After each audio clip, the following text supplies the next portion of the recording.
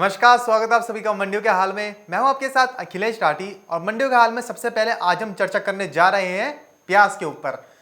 हम आज चर्चा करेंगे प्याज के ऊपर कि प्याज पर देश के अंदर प्याज में इतना संकट क्यों आ रहा है। इतने फैसले लेने के बावजूद भी प्याज पर इतना संकट क्यों मंडरा रहा है, क्यों इसके भाव बढ़ रहे हैं, उसके कारण जानेंगे।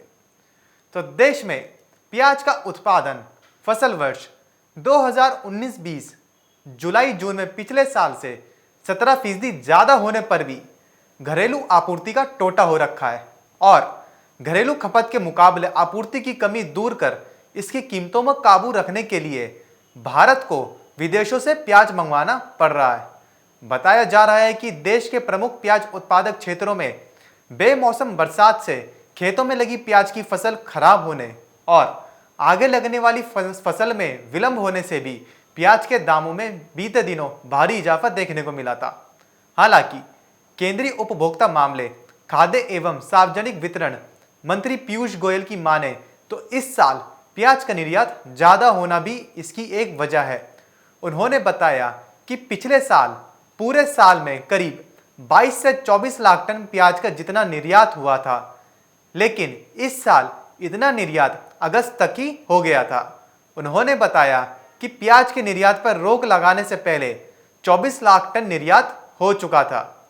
केंद्रीय मंत्री ने कहा कि मौसम विज्ञान विभाग के पूर्वानुमान में अक्टूबर में बारिश होने की संभावना जताई गई थी, जिसे ध्यान में रखते हुए सरकार ने समय से पहले ही प्याज के निर्यात पर रोक लगा दी। केंद्र सरकार ने 14 सितंबर को प्याज के निर्यात पर रोक लगा दी थी। इसके बाद 23 अक्टूबर को थोक एवं खुदरा व्यापारियों के लिए प्याज का स्टॉक रखने की सीमा तय कर दी गई थी, जिसके अनुसार खुदरा कारोबारी अधिकतम 2 टन और थोक व्यापारी अधिकतम 25 टन प्याज का स्टॉक कर सकता है। सरकार ने 31 दिसंबर 2020 तक की अवधि के लिए प्याज पर स्टॉक लिमिट लगाई है। इसके अलावा नेफेड के पास पड़े बफर स्टॉक से भी प्याज बाजारों में उतारे गए हैं। नेफेड ने बीते सीजन में 1 लाख टन प्याज का बफर स्टॉक बनाया था। हालांकि बताया जाता है कि इसमें से कुछ प्याज खराब हो गया। कारोबारी बताते हैं कि स्टॉक में रखा प्याज खराब होने से भी देश में हर साल सितंबर अक्टूबर में आपूर्ति की कमी पैदा होती है। हॉर्टिकल्चर प्रोड्यूस एक्सपोर्टर्स एसोसिएशन के अध्यक्ष अजीत शाह ने बताया कि प्याज का निर्यात बेमुश्किल से 10 से 15% होता है, जबकि 20 से 25% प्याज सड़ जाता है।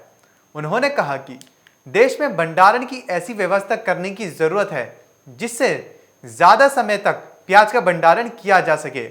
गौरतलब है कि देश की राजधानी दिल्ली में शनिवार को प्याज का खुदरा भाव 60 रुपए से 70 रुपए प्रति किलो था। प्याज का भाव बीते कुछ दिनों से स्थिर है। कारोबारी बताते हैं कि प्याज का आयात होने और स्टॉक लिमिट लगने से कीमतों में वृद्धि पर लगाम भी लगी है।